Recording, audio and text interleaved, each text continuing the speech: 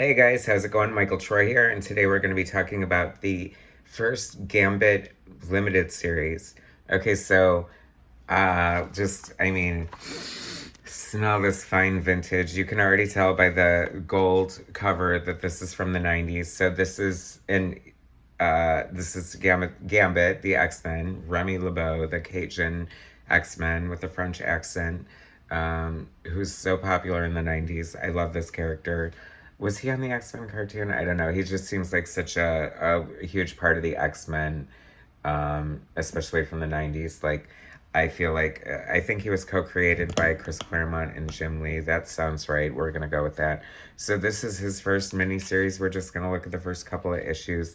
I have to say this has like a cardstock cover with the gold, and this is like the beginning and the end. This is like when they started making way too many comic books, trying to do gimmicks and stuff. So this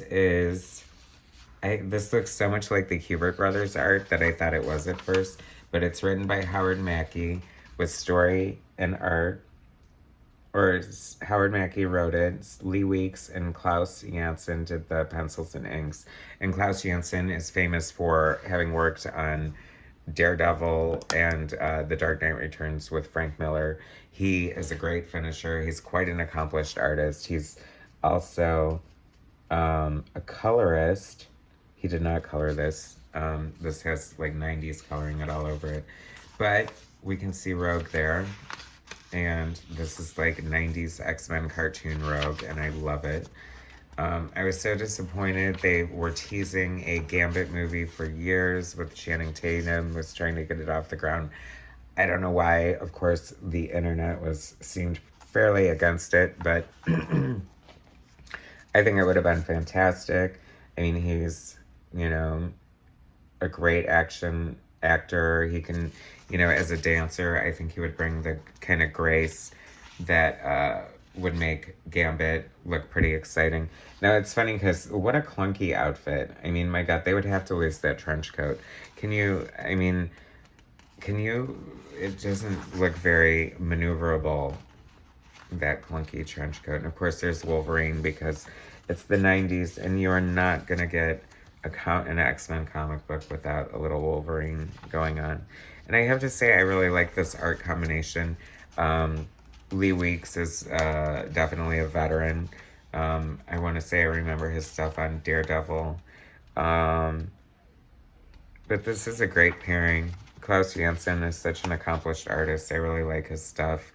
I think that when I was younger, I might have felt it.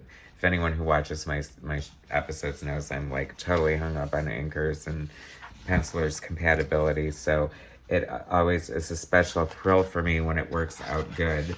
And this works out excellent. And there's Storm. I love Storm with those big frickin' linebacker shoulder pads in the front or on the side or whatever they are. So that was issue 1.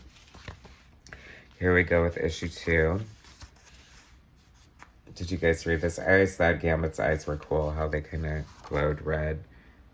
This is looking very much a little bit like the Jim Lee sort of house style that it seems like got started at Marvel, especially on the X books in the 90s. Like, I feel like every artist to follow Jim Lee was some form of protege, if you will.